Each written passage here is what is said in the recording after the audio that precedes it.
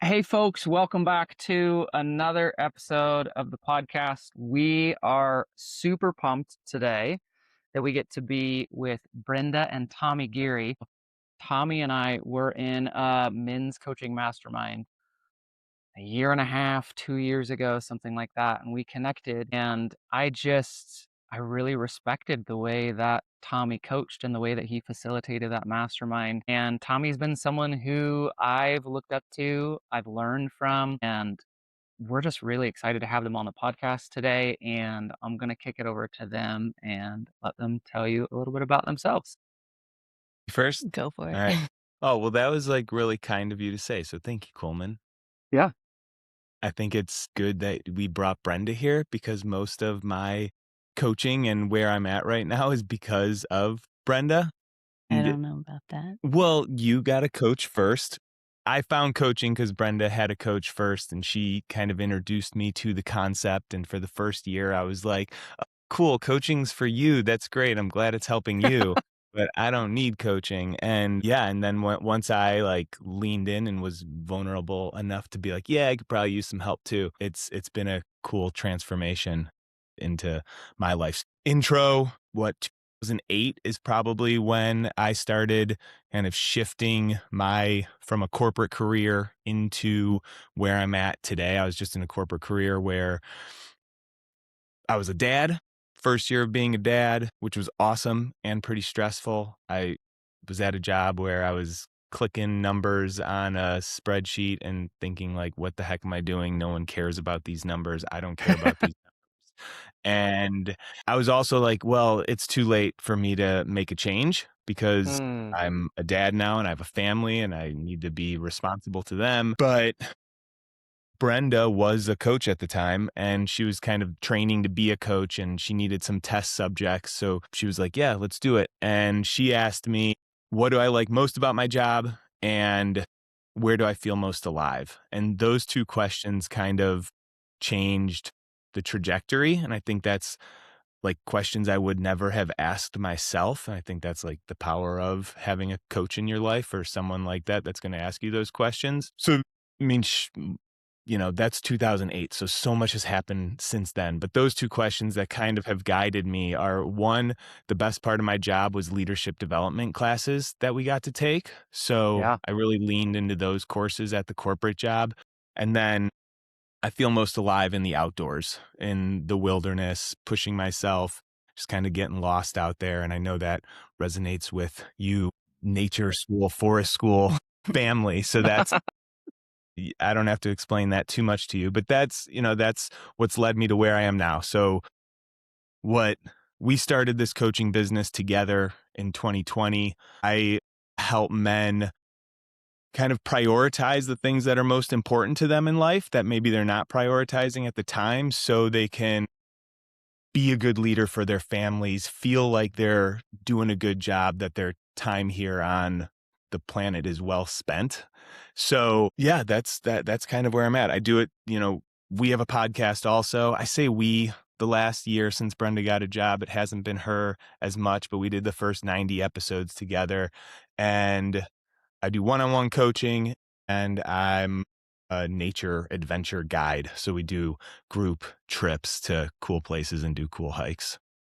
Yeah. That's awesome. Love that. Yeah. Yeah, so I'm Brenda, and Tommy said I was a coach. I actually certified to be a coach because I owned like a small creative agency at the time and got into, yeah, I hired a coach because I was drowning.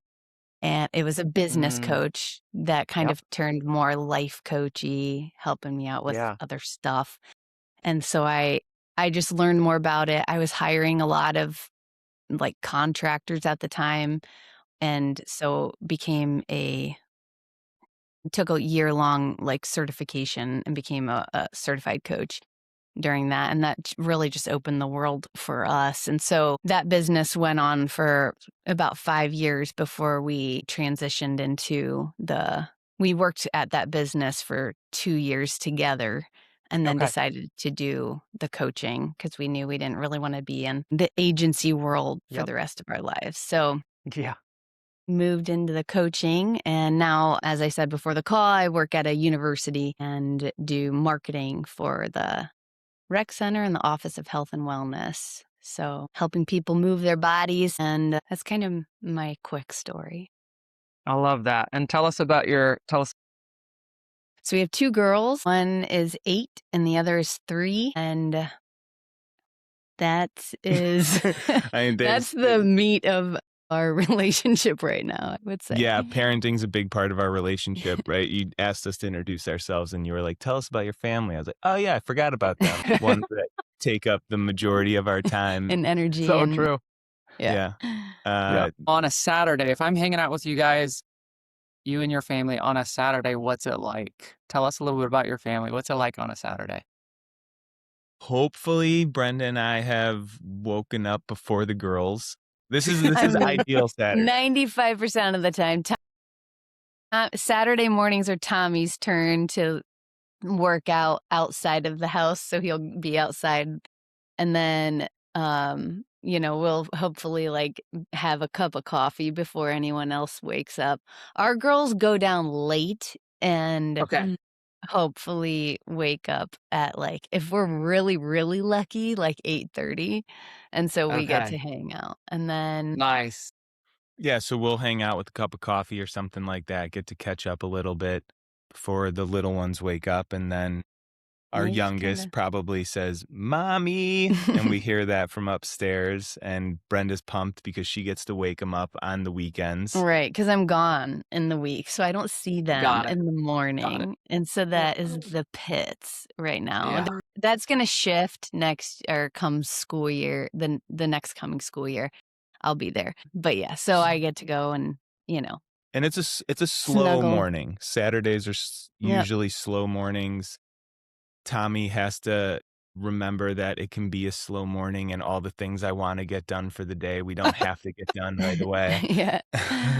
Yeah, I mean, we just kinda hang out, make some breakfast. We don't have living room furniture. That's something kinda weird about our house. We got rid of it. Well, we didn't get rid of it. We moved it into the basement so that we weren't like Yeah. we haven't had a TV in the house for how long? 15 Probably, years? yeah. But I mean, if we wanna do a movie, we'll pull a laptop out. It's not like we don't Right. have screen time. So there's like floor cushions and bean bags, but no furniture. So we kind of like the girls are like doing somersaults or lounging or whatever. And I'm kind of in winter mode still because it's just getting nicer here. So yeah, we got a Okay. fire going. We're just like lounging around for the first half of the day. And if we're talking perfect Saturday, then so when we moved from Colorado to Ohio, we got super lucky that where we live has amazing metro parks. They have really, really Nice. awesome Nice. pockets Yeah. of nature. And that was something, important to us because with little ones, what we realized is you don't need Colorado Right. wilderness. Although that's Right. awesome to have, all you need is this little like patch. So there's a section of woods kind of behind our house. So maybe perfect Saturday is we put on our outdoor gear for whatever weather it is and we cut through our neighbor's yard and we go down into the woods and whatever, kick rocks around. Yep. Go out to, there's a river that we can't really swim in, but throw rocks into the river. And that Yeah, would I be was gonna say the same thing. A perfect Saturday. We get into the woods and yeah, it's pretty low key on a Saturday if we're lucky, but we fill our schedule because now we moved to Ohio to be closer to family. And so Yeah. just, stuff gets Yeah. in there. Yeah. Those are our favorite Saturdays where there's nothing. I love there's definitely some overlap here. Abby and I used to have mornings that belonged to each of us individually when our kids were younger. Now we leave them at the house because they're old enough Nice. that we feel good about that. So now we Yeah. just can both leave the house on the same morning. But Yeah. we had the exact same strategy. It was like, these 2 days are my days to be out of the house, and Yep. these 3 days are Abby's 3 days to be out of the house. I love that. That's great. And the intentional connection time before the kids are awake. That's so good. When you guys Yeah. leave the house together, do you like run together or what do you do? In this season, we play pickleball together. Yep. Okay. Hasn't really been convinced into the running world, and I haven't been convinced into the biking world. So pickleball was our our Yeah. medium. Abby's a trail runner. I'm a mountain biker, and we've each tried those sports with each other to see if Yeah. it could be a good fit, and it's not a great fit. Yep. Yep. That's cool. We have not gotten into pickleball. No. My brother-in-law is huge into pickleball, but we're not at the stage yet where we can just leave the house. I But I think know. we're getting there. Maybe like a Close. walk around the Close. block pretty soon. Maybe. Yeah. Yeah. Yeah. The Yeah, yeah. 3-year-old is pretty little for the 8 yet. It's Couple more years, right Yeah. around 5 with the older kid, Yeah. a few Yeah. minutes here and there. Yeah. For sure. But we were both tennis players, and we actually Okay. tried to introduce tennis to our kiddos. And that is just a hard sport for young kiddos to get. So Yeah. then we were watching the pickleball courts, and we're like, well, that seems like they can do that. So then we just decided to fully commit. We're like, put your tennis rackets down and all in on pickleball, just because they're slightly different, that like the strokes weren't the same. So we just had to go all in. So Yeah. And the We kids do wanted- it? yes, all of our kids play, and they're actually Fun. getting, they're getting good enough that it's fun. When you start, Aw. there's a lot Yeah. of standing around, but We they're- wanted to have more family sports, right? Yeah. More family activities that we could do with them. And so it's like, well, we love tennis, but it doesn't seem like something that they can do very easily without paying for lessons. So let's see Yeah. if we could teach them pickleball, and then that could be a family sport. And it's worked out. We did it. yeah, Awesome. it's been good. That's cool. Now, tell me about you two and how long you've been married and kind of the journey of your marriage. Ooh, We it's been a got good one. married in 2010. 16 years. So we waited a long time to have kids, and what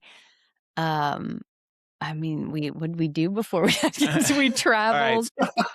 2010 we got We married. snowboarded a lot. That was like our Nice. snowboard, backpacking, mountain biking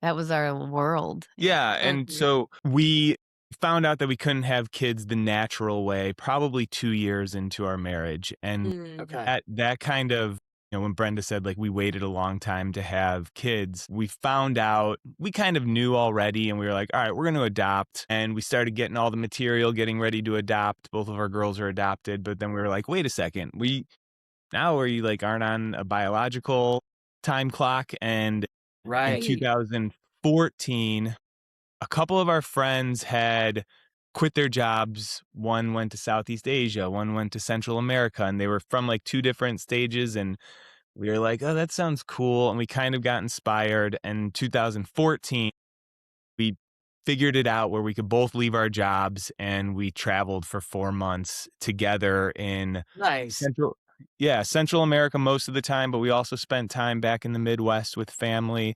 And those 4 months, our marriage, our relationship, like We still reminisce about those well, I think what feels like the most, so we were in the Vail Valley for 5 years, Uh-huh. then Denver area for 5 years, and then back to the Vail Valley 5 years. That last 5 years, we were caretakers on a ranch, like just over the ridge of Beaver Creek Mountain. We could like hike up and look down onto Beaver Creek. And I feel like that was like what felt the most like home, and like I feel like that felt like the most like us, I would say. Those 5 years living, we made it into this little cabin out there, and I mean it was on 300 acres of land with a creek and a couple ponds, and just in wilderness. And So cool. yeah. And I guess, Abby, your question about like our marriage and that 16 years, we kind of talked about it. I think before we were recording, we've moved, I think in the first 10 years of our marriage, we moved into 7 different places. And Wow. then that's also a couple different cities. Yeah. That was, I don't know, I think that's something that when we've gone through those are decisions to make. Those are different personalities to manage as we go through those kinds of decisions. And I feel like our marriage is like one where like we're a pretty solid team and believe in each other and believe that like we can figure stuff out, and that has been challenged and it hasn't been like really easy. I feel like I'm kind of speaking in generalities here, but that's kind of been the journey of our marriage. Yeah. And when you think about your relationship with each other, if you had to kind of distill it down, right? Give me a one sentence, one paragraph thought here. What makes it what makes it marriage you both actually want to be in?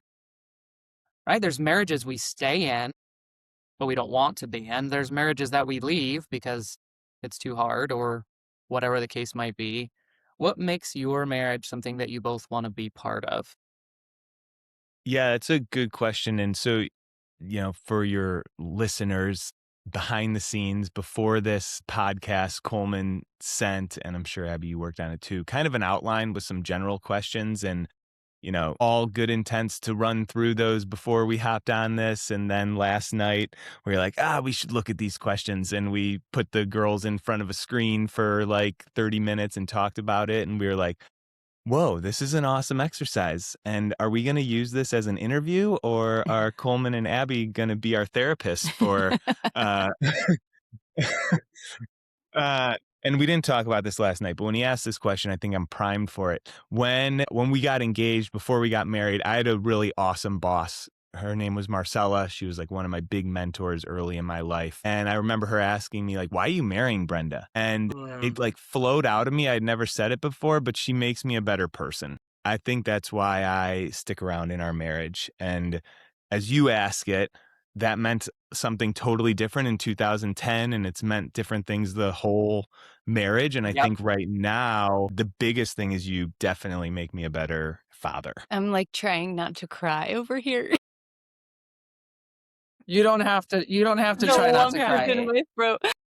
I had a good that was a You good can- answer. Yeah, I mean, when You you can cry, asked that, I Brenda. just was thinking like, because when we were going through those questions last night, is that I listened to a lot of I learned a lot about trauma with adoption, really, but also relationships and Esther Perel and like those diving into those relationship podcasts. And I hear people say how hard marriage is, and and that is one thing, and that's probably kind of annoying to hear, but that hasn't been my experience with marriage, like parenting.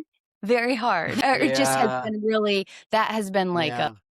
Uh-huh. you know, highs and lows and all that, but Tommy's just kind of been this steady, rock solid thing in my life since, we had some drama before we got married, a little breakup and that kind of stuff. But after that, it's just been solid and steady, I think. I love that.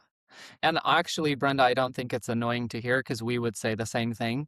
So Sure. both of us would say that this relationship has been certainly something we've worked at, but relative to parenting, it's been Easy, right? way Easy. easier. Yeah. Way easier.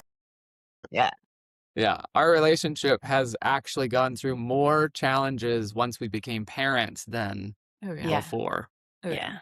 Yeah. So, okay, I love that. And what do you guys think you do differently than most couples? So kind of, pull back the curtain a little bit and share something with us that's maybe more unique to the Geary family. Yeah. Go for it. This is one of the questions that we thought about before. And one of the more like, I don't know, technical, probably like real, like coachy thing is I have like the guys that I work with do this are check-ins. And Coleman, you probably in men's groups, this is where I've learned it from. Like it's really like a quick 5-minute check-in process. Mhm. And it just goes like 3 things that you see in your area, 3 things that you feel around your body, and then 3 emotions that you have at the moment. And it's a way to get in the moment. It's a way to kind of connect with the other person instead of like, how you doing? Good. There's a little bit more there. And so into the real world, how that looks. is, we'll be on a road trip to visit my parents in Chicago and packing the car and planning for the 4-hour drive. All this stuff is happening. You're just checking things off and getting everything ready to go. And then you're in the car going, and Brenda will be like, hey, let's check in. Because maybe one of us has been a little more fast than the other. I'll pull it or I'll ask for it if I feel disconnected, where is he? What is he thinking? What is going on over there? If I feel that happening for me, then I'll be like, hey, do you want to check in? And you never say no. I want to say no. I probably request it more than you, would you say? Yeah, probably. And then we just do it, just lean into it. I think that's probably different. I want to say no. I want to just stay shut down. The first 6 things, what you see, it just brings you into that's more for the person speaking. And same with the physical things. It's for the person speaking to ground themselves so that they can actually see what they're feeling. And whenever he says 3 things he's feeling, it'll be something. He'll say something he'll say probably takes anxious, me this long to say long, it too. long pauses, and I just wait. And he'll say anxious, I don't know, frustrated and excited or something like that. And for me, on the other side, hearing it, I'm because I thought he was mad at me or something. I don't know. It's just always interesting, and it always helps us communicate better. So, yeah. I love that. I love that you guys just give each other permission to ask the question, right? At any time or moment where you're just like, hey, maybe we should do a check-in. Right. Yeah, and the other person usually doesn't want to. Yeah. And that's probably the biggest growth for me in a relationship is recognizing, oh, the last thing I want to do is connect right now. So that probably means I should connect. Yeah. Mm-hmm. So that's definitely something I'd say is different in our relationship. No one else does, or we haven't asked anyone, but it's probably pretty weird. If my parents, I've not heard of it, but I love it. It's cool. I like how it's just boom, boom, boom, 3-step process. Some of my clients, if they're brave enough, they do it with their wife. It's also something cool to do with your kids. Yeah. If your kids will lean into it.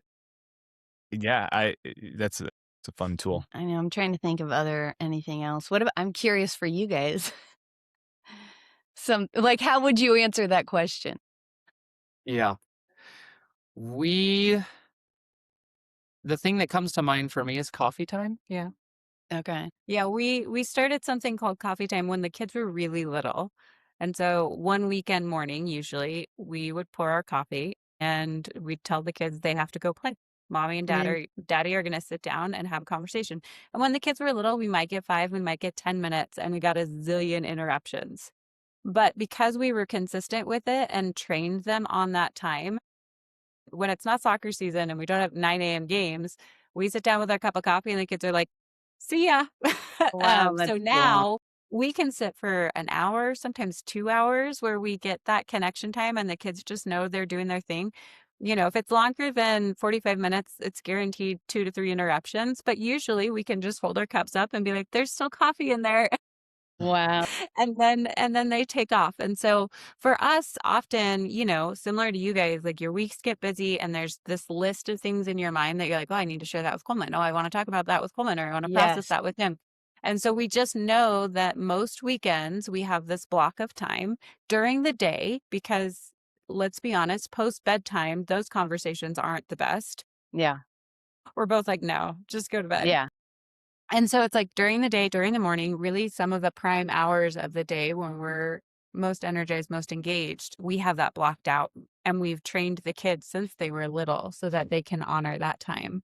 Yeah. And when the kids were little, we kept trying to find all these blocks where they were not around or sleeping or something. But because our kids are homeschooled, they're always around. They're never not home. So we just came to this conclusion that we actually have to do this while they're home. Yeah. And it's actually, we kind of concluded it's a positive thing for them to see us prioritizing connection and talking with each other.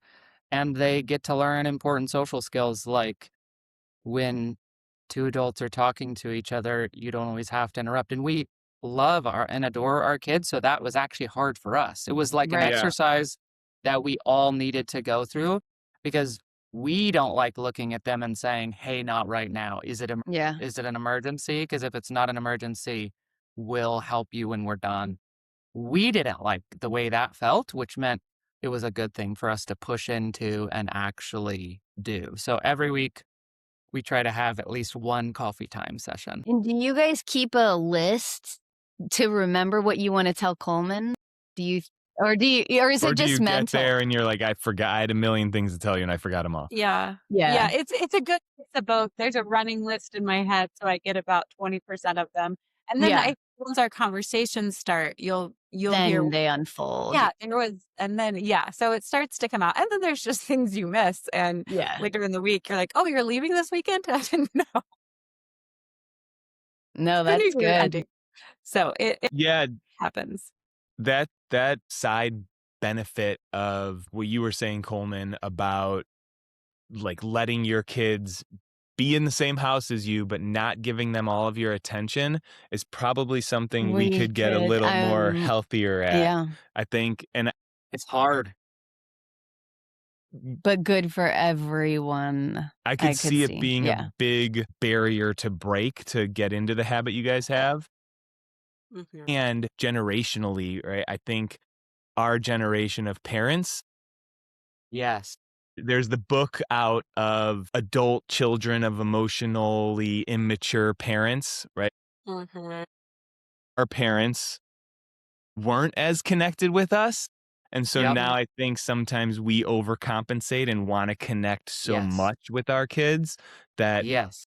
in therapy, their therapy in 20 years, they're going to be like, my mom and dad were all up in They my were shit all the time. catering to my every Yes. Yes. It's Yeah. so true. I think you're absolutely right. The pendulum has swung. Yeah. I Yeah. think so too. And, for us, it was a forced feature because truly our children are always here. They're out there Right. right now. And because we homeschool, it's like they're here. And Yeah. so ours was somewhat forced. And I could see where if our kiddos were in school or programs, all week long, that would be a lot harder to enforce if I hadn't spent Right. every waking hour with them. Right. Yeah. Right. So we had to figure something out, but I can also just empathize with like, oh, that's a hard tension, especially for you, Brenda, when you're not with them during Yeah. the week Yeah. to want to make that break. So, it's different for everyone and every situation is different.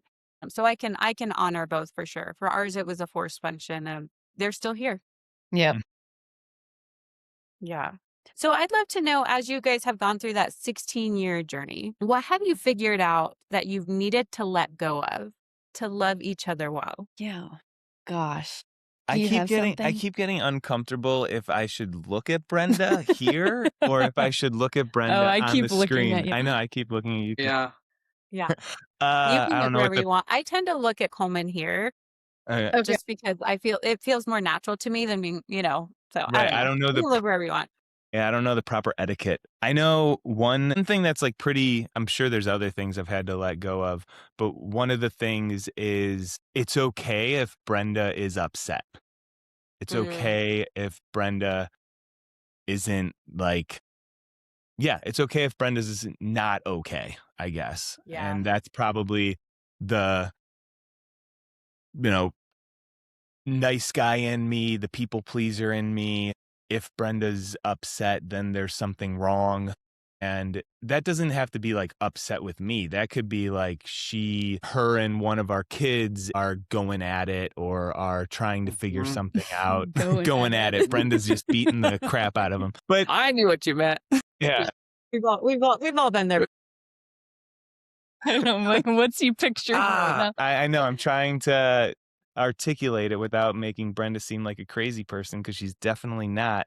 But that if Brenda and one of our daughters are like just they're not listening. For me not to come in and be like, hey, listen to your mother. I Like, see what you're saying. right? And then you'd be like, Tommy, why are you flipping out? And I'm like, no, it's okay that there's some conflict over there. I see. You like, Mhm. yeah, you want to fix the problem. He wants to, that makes I want to sense. fix you. Yeah. It's Right. okay. I don't have to fix you. Right. Yeah. Yep. I can relate to that.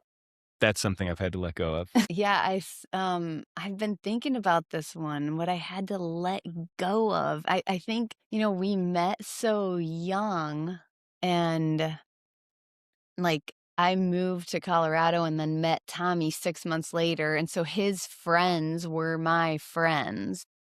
Mhm. And I don't know, it just, our life, I feel like my adult life grew with you, Yeah. that Mhm. there wasn't like a lot of major, Mm. I was trying to think of sacrifices. Any like expectations you had about marriage that you've had to be like, oh, that's not Not how the it way is. Well, we were talking last night about how like my parents do everything together. Like they both had full-time jobs, but then outside of that, but that's not exactly true. My dad had his shop and he would work in there. But when we were going places, we would go together. But Tommy and we traveled alone a lot. Like I would go to see my family, he would go to see his. I would go on a friend's trip or vice versa. So that felt different than what I expected, maybe. I don't know, Okay. nothing noteworthy comes up for Yeah, me. that's okay. Yeah. Yeah. Yeah.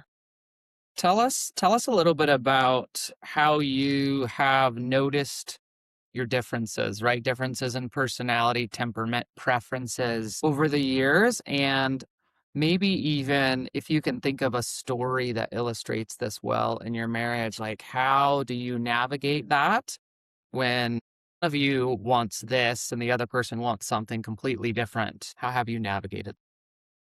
Well, what comes up for me right away, I mentioned it earlier, is Tommy has long pauses. I call him the long Yes. pause. That's what I call it, the long pause. And I have to just wait and breathe and wait longer than I would ever think. And then the real twist in the knife is sometimes he doesn't answer and he moves on to something else and I'm still waiting. And I have to be like, hold on. I asked So you that question. His dad is a long pauser, so I can see his dad is one of my favorite people in the whole world, and I'm like, all right, that's just something that I'll grow old with, is this, you know, patience yeah. when he's I could answering questions. see how it gets annoying, and I don't think I consciously mean to just completely ignore it when I don't come No, back, but it's I not definitely often. Yeah, no. it's not I wish you had like an example because that would be really funny. I think for me, Brenda doesn't see messes. Well, yeah. So the cleanliness of the like house, Yeah. me and our two daughters went to Chicago by ourselves like a month ago and checked in with Brenda. Hey, what's going on? How you doing? She's like, good. I'm having a great day. I swept the kitchen and I was like, oh, you know where the broom is? And she cracked up at that, which is like, says something about her probably, that she could laugh at that and didn't take offense to it. But that's been something that, like, all right, cleaning the bathrooms, that's my thing. That's cool. Yeah. I can not quietly resent her for not cleaning the bathrooms up. Yes. Right. That's so good. Yeah. I Yeah. love that. That's a great I example. will just say I do pick up. I'm moving Straight- around, straightening, but he'll be like, did you notice the bathroom? I didn't notice that he cleaned it. And so I have to, I just don't see it. I just don't notice. I don't notice the dust or the cobwebs. My eyes don't see that for some reason. Yeah, Yeah. if we're going to be clear so people don't think you're a complete slob, straightening up you Yeah. are very good at. Yeah. Straightening Yeah. up. Yeah, if like the sinks are dirty and I clean them, you don't notice. And that's a funny thing that we talked about maybe within the last year. I started doing it and then not saying anything to her because I was like, all right, I'm just going to do this because it's my responsibility, not for Brenda to be like, nice job, Tommy, and like give me a Right. high five. And I did that for like 2 months. You and needed then I recognition. was like, I'm going to bring it up. Actually, I would like her to give me a high five. Now that we're, Yeah. I think I deserve a high five here. That's perfect and so relatable. Well, so we've talked about that before, though. There are people who like cleanliness, and then there's people who like tidy. And what's funny is a lot of the times it's not the same, right? The Yeah. same person doesn't need the same thing. So it's like I just need it to be picked up and look straight.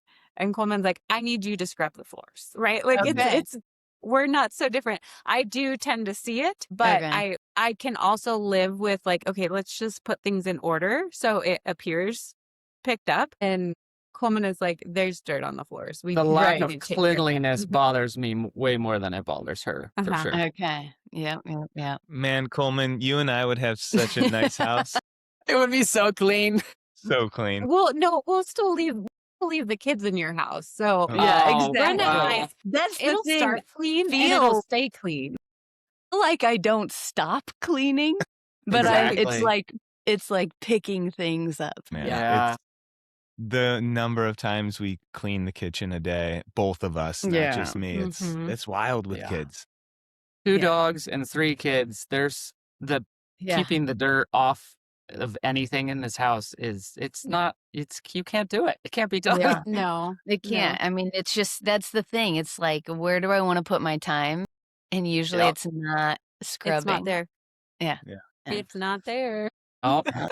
All right, I got a question for you guys. What does feeling seen by each other look like in real life for you? I mean, I feel like that's probably one of Tommy's biggest strengths, not just with me, but with everyone in his life. He kind of remembers what's happening and asks about, hey, how'd that go? Well, like, so I had a student.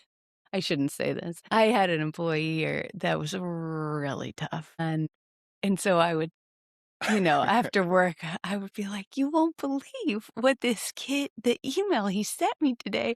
And then Tommy would say like something really inappropriate.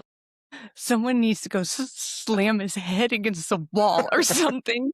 But for me, it felt so good. It was like, thank you. I felt like, neither of us would ever say anything like on a podcast about it, like I just did. Right. Definitely But not. it just felt like, all right, he gets it.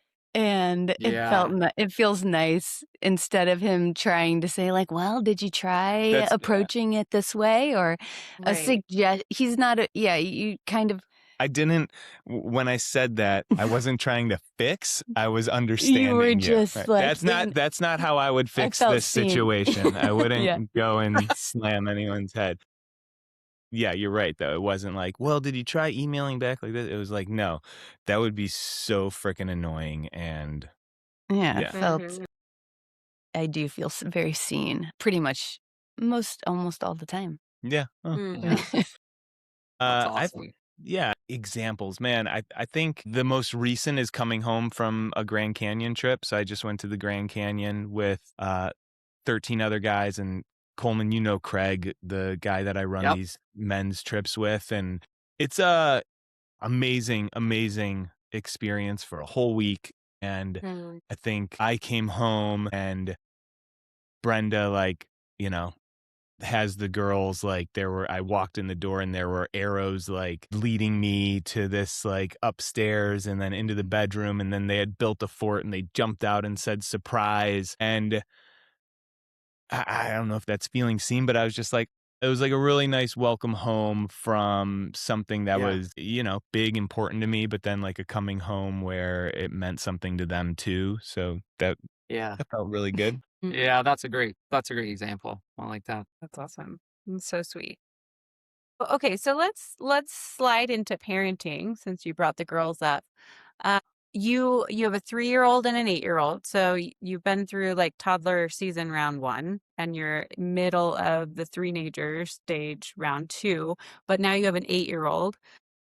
How has your parenting changed since the beginning to now? I mean, like, What has stayed the same might be a better. That's probably a Yeah. better question, right? Yeah, exactly, right? truly. I mean, And- well, we have a unique, probably in the sense of the adoption stories. Yeah. They're like, hey, we went into adoption not knowing anything about it and not understanding the trauma of being separated from your birth parents and just not understanding that parenting is different with that. So, um, you know, like we sleep trained our first one, Mhm. our oldest. I'd love to, go back and not do that. Mhm. And and so we Just so you didn't. We you. Yeah, okay. Yeah, yeah, Nice. you're not alone. Yeah, and so our second, we did not sleep train, and I guess and we st and, she still can't go to sleep at Mhm. age 3, so we're working. However, I would choose that. Yeah, what were you gonna say? well, I was gonna say, I think we kind of had this, all right, we're gonna be parents and this child is coming into our life. That was our And phrase yeah, that Tommy kept saying, "She's coming into our life, we're not coming into hers," and so we were gonna and that's just a very naive perspective as a parent, a new parent, and that has definitely changed with all the stuff that Brenda has said that, so I was raised with, like, a little more authoritarian parenting where it was, if I say jump, you jump, Yeah. and I think I thought that if I was I just yeah, I'm not giving specific stories here, but I kind of shifted everything when she was about 2, I would say. Yeah, when our older daughter was into, like, starting to hold her ground and test us, Yep. it Yep. was hot and it was fiery, and she can dig her heels in, and she still can. And one of the parenting coaches that we listen to, I think, Dr. Becky, I don't remember Mhm. what her thing is called, but Good she inside. Good So Inside. She I was one of the first ones. Kirk Martin, the yeah. calm parenting, he puts it as, and maybe Dr. Becky too, that like those kids that dig in are super strong. How the heck do you parent them without knocking that trait out of them? Mhm. Right. Because it is an Right. amazing trait as you get older in life. But I think I don't know, it's one of the like guiding principles for us. And that has really, really been difficult. Yeah, every daycare teacher would say, "It'll serve her well one day," and Mhm. she is a strong, strong personality, like, as far as, you know, not bend and so I found Dr. Becky when she was 2, and she taught me about big emotions and taught me how to navigate that and how to be there for her. I just it was a world I was completely oblivious to. Mhm. Yeah. Yeah. Mhm. Yeah, I mean, I can remember the first time she'd throw some big, big, big temper tantrums. Mhm. And so I remember learning about Dr. Becky's method, and my daughter was in the bathtub and she was 3, and I used to always Go for it. the have you guys seen Kill Bill 2? By chance? Nope. If not, then I'm not even gonna go there with the reference. So anyway, she's just in the bathtub and it was going there's no water in the bathtub anymore, and it's just like a lot of flailing around, screaming, Didn't want to and get out. Mhm. something, Oh I yeah. can't remember Oh yeah. why, and I remember following the scripts that Dr. Becky told me, and I can't remember what the words were, but it was something like, "I'm not leaving you. I'm not afraid of your anger," something like that. Yeah. Yeah. Mhm. And prior to that, I probably would have been more like, "Hey, you don't like zip it up." I would have gotten out of there probably, let Yeah. her, until she calmed down kind of thing. Anyway, I stayed, and it was shorter than it had ever been. And Yeah. at the end of it, I will never forget, she stood up and she wanted me to hold her. And Mm. she just wrapped her arms around me. And it was just the opposite of Yep. any temper tantrum we had ever experienced. Like the end Mhm. of it was the opposite. And I just remember holding her and like my mouth was dropped open. It was just a crazy Mhm. thing. Yeah. Yeah. Yeah. Yeah. Mhm. That's so beautiful. Mm. Doesn't always work out that way, but No, that it Most of that the doesn't, right? time, though, but most of the time when we can hold space for it, no matter how long it goes on, Yep. learning that she doesn't want to be Yeah. acting like that either. She wants to Yes. feel good and that she's Mhm. really hurting inside when that's happening, and just understanding all of that. Yeah. It's been Yeah. We're big Dr. Becky fans. Well, you are, so you know exactly what I'm talking about. Huge. Yeah. Yeah. Huge Dr. Becky Mhm. fans. Yeah. Okay. and Yeah. yeah, I think it makes total sense when you're there and like I remember you telling me that, and this goes back to like how right now you're making me a better father because Brenda's leading the way with the Dr. Becky stuff. Hey, listen to this Right. podcast, watch this, I did this. And I've been able to like adopt some of these techniques also and seen them. And then it's how we all react. And even like the men that I work with, right? Anger, that pissed offness, it's a secondary emotion. It's an emotion that like Yeah. we're trying to communicate that we're sad or we're scared or we're something else. Yes. And a it's just usually not the most productive form of communication. So when your daughter's Yeah. screaming at you because you asked her to brush her teeth, she's trying to communicate something else and like Yep. to build the capacity to have patience in that. I Yeah. think that's sometimes the hardest part of parenting because what that makes you do is your own work on yourself. Like, all right, Yep. my default behavior is to shut this down. I can't handle this loud noise, so I'm going to get louder and shut you Yep. down and be like, all right, well, that's not how I want to behave. What's a different way to behave? And I think for both of us, like building that patience has been working with our own coaches or our kids therapist or whatever has Yep. helped us change how we parent. Yeah, it's just Yeah. so opposite. At the beginning, it's so tricky because for me, it was the opposite of the way I was raised, and so it Mhm. felt, like, wrong almost. Like, in questioning myself and, like, "Is this okay? Is it" yeah, so But then you have a moment where you're like, "Oh, wow. She really then just needs a hug to just hold." more love and to know she's okay. Yeah, it's crazy. Yeah. Mhm. Yeah. Yeah. I've had parents that I've coached on this say, but doing it that way, the Becky Kennedy way, really, it feels like they're getting away with it. Mhm. They're getting away with something, right? And Yep. Right. that's just from our conditioning as kids. Yeah. Yeah. Totally. Yeah, absolutely. It's very deeply conditioned. One of the things that I think is cool about Dr. Becky Kennedy's work is I tell people, I'm like, it's marketed as a parenting book, but it's actually just a book to understand yourself and humans better, Yeah. Oh, yeah. It's a right? Like, great way to put it. Yep.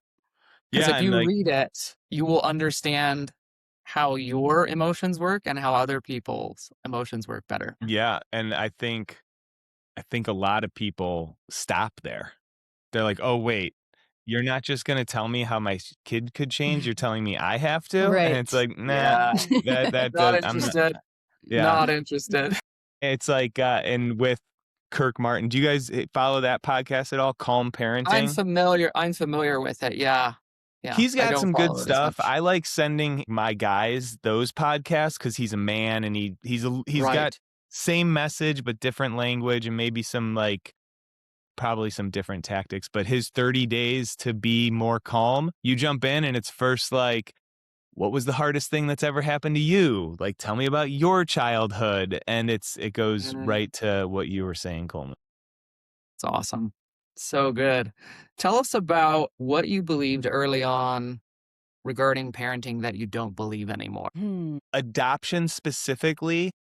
Yeah. The big one is this was all done out of love. Look at where you ended up. You're in such a good place. Your birth mom Oh, did this because she loved you, and this is so beautiful. okay. And the thing that I think we've learned, and you probably taught me, is like, yes, that's true. But, and I think this is a Dr. Becky thing, there's two truths. And Yeah. it's really sad. And there's like missed opportunities that could have happened and Yes. didn't happen. So Yes. just saying that out loud, it like I could feel some sadness come up in me. And Yeah. sadness is not an emotion I was very comfortable with 5 years ago. So Mm. being able to hold that both things are true is, I think the question was like, what do you believe differently? That's definitely something I believe differently. And that's hard for me. That's been my unpacking. It's okay if my daughter feels sad. It's okay if my daughter's disappointed.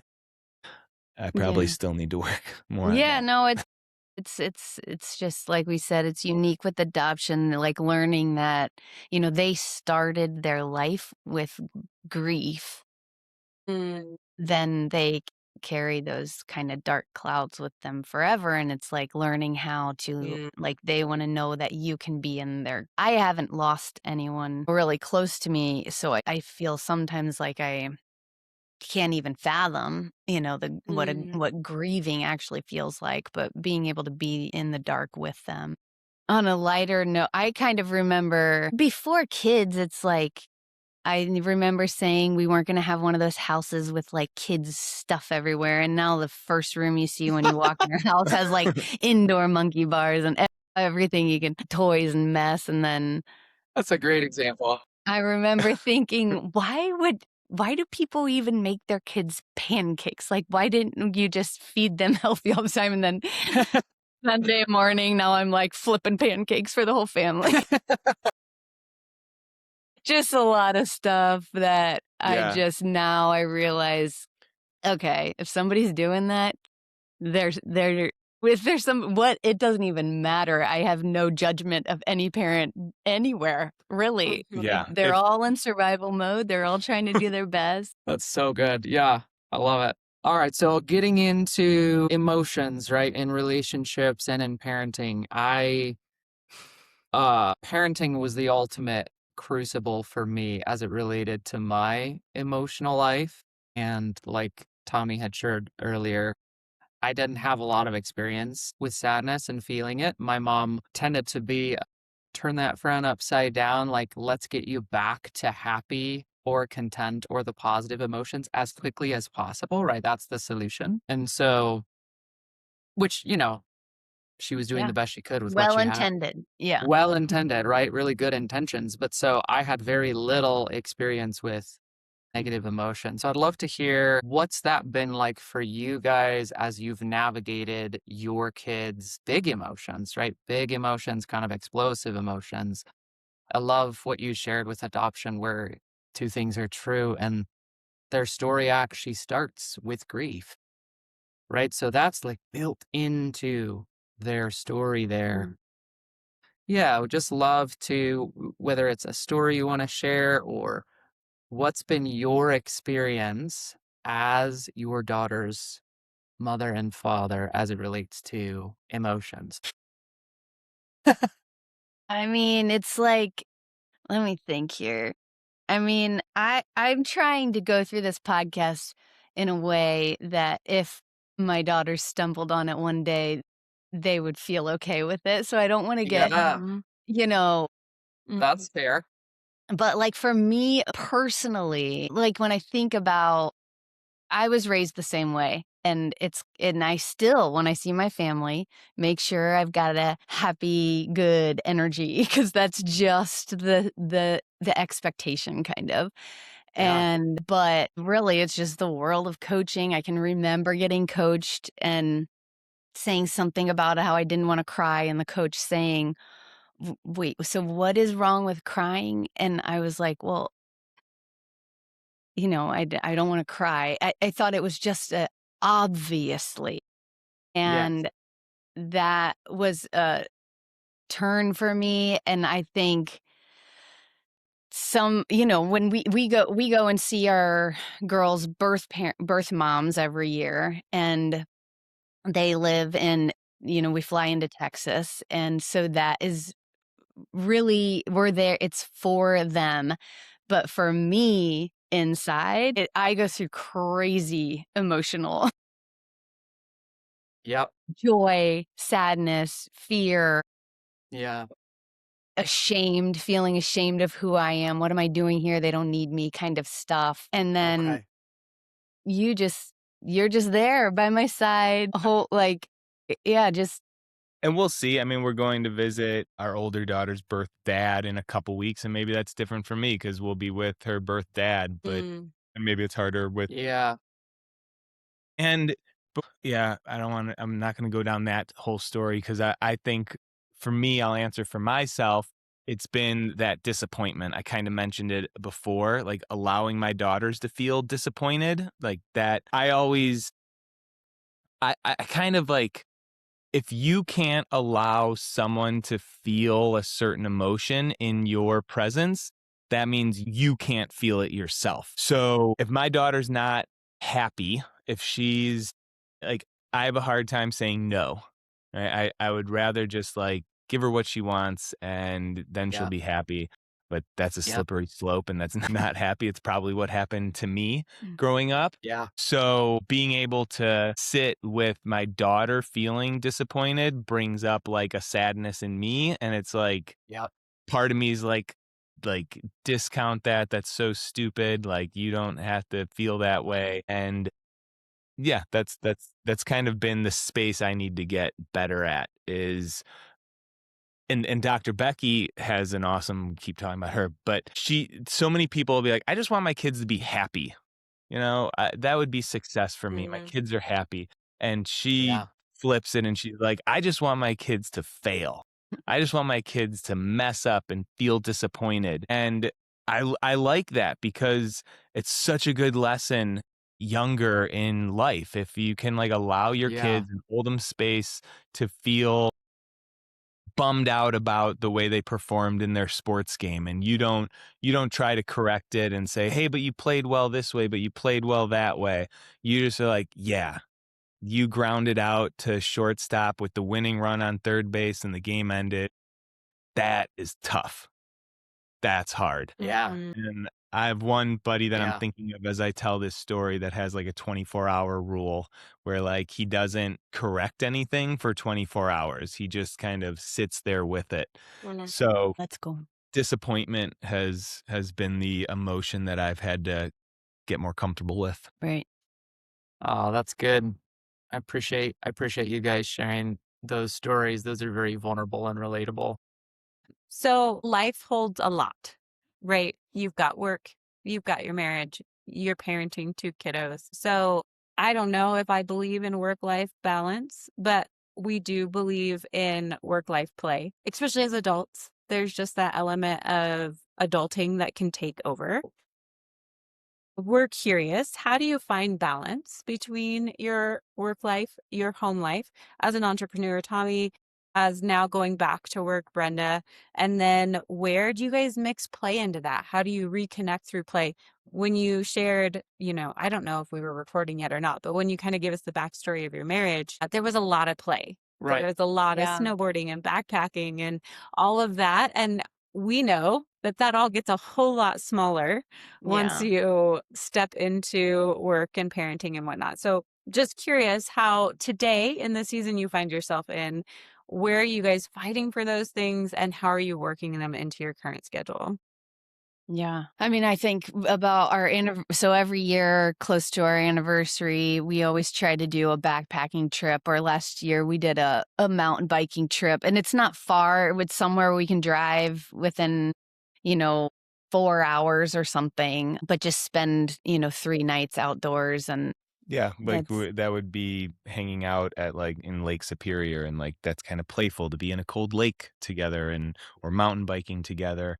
I think we also we like playing catch, whether it's a football or bopping the volleyball around just in the backyard and the kids are running around doing Nice. their thing. That's like a little just slice of play that we definitely do I like together. that. We have a game called Red Ball that Brenda's brother invented when he was what, 8 or something like that. And so, those classic red dodgeballs, like back the like a real kickball. It's like a dodgeballs. kickball. Yeah. There's Yeah. a Yes. Yeah. you need a Me and square. Tommy will we'll play it on the driveway, just the two of us. And I think about this now, and I've never seen any other parents No. outside playing No. on their driveway. But that gets us cracking up. Yeah.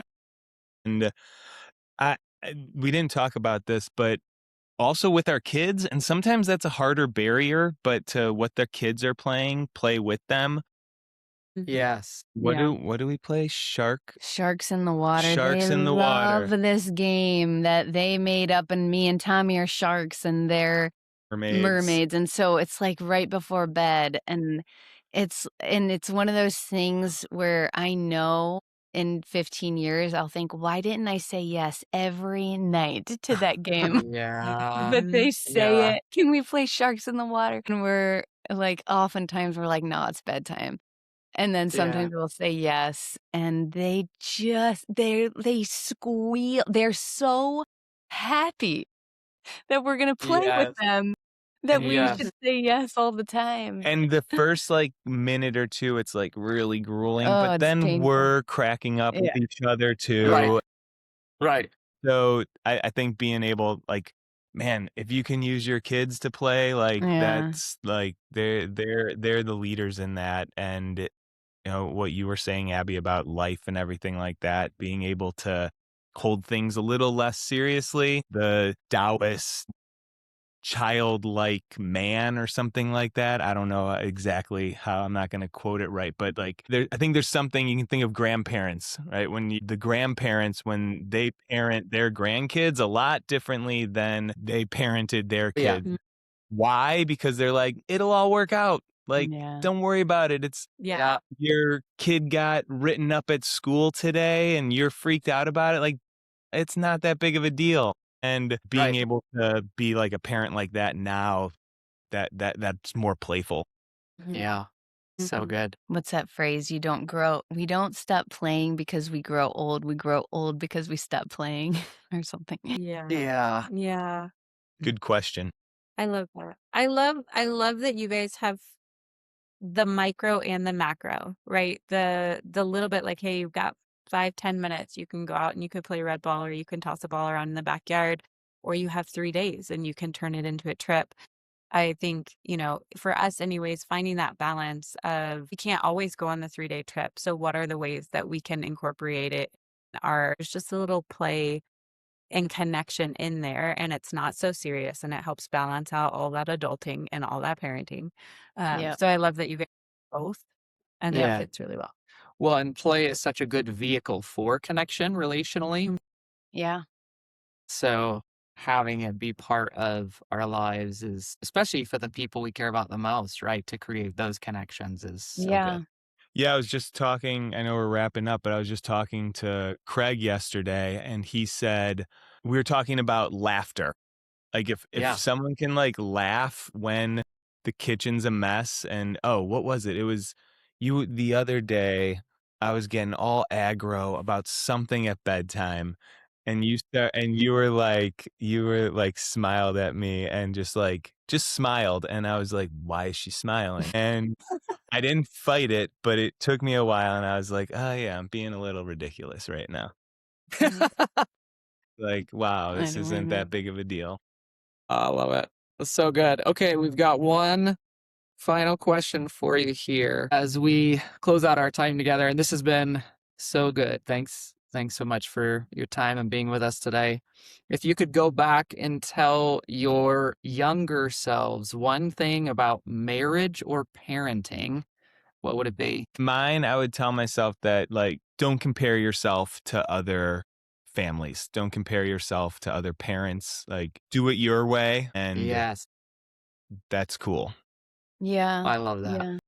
Yeah, I mean, marriage, I don't know if I had any expectations for it. And it's that, as we talked about, has been like the easy part. Parenting, I'd probably say like strap in, because it's gonna be it's gonna be harder than you think. Buckle up. Buckle up. Don't drive without a seatbelt if you're going to be a parent. And yeah, I think I would love to have an older version of me come back and tell me like, hey, everything's gonna be okay. Like that would feel great. Yeah. That would feel good. I Yeah. feel like we're kind of in it right now. Yep. So You are. yeah. Yeah. Love it. So good. Where can people find you? Tommy and Brenda, how can they find you? I'm gonna stay behind the scenes. Lean back. Tommy's online. Durable Dad Podcast, all the places you listen to podcasts, I'd check that out. They're short episodes. They're for men that want to be better leaders in their family and in their life. Website, TommyGCoaching.com. You can check out whatever trips we have coming up, learn more about me. Those would be the 2 spots. Awesome. And we will put those in the show notes. And so everybody knows, I listen to Tommy's podcast and it is as good as he says it is. I love it. Thanks, man. Coleman and Abby, thanks for all the nice questions today. That was fun.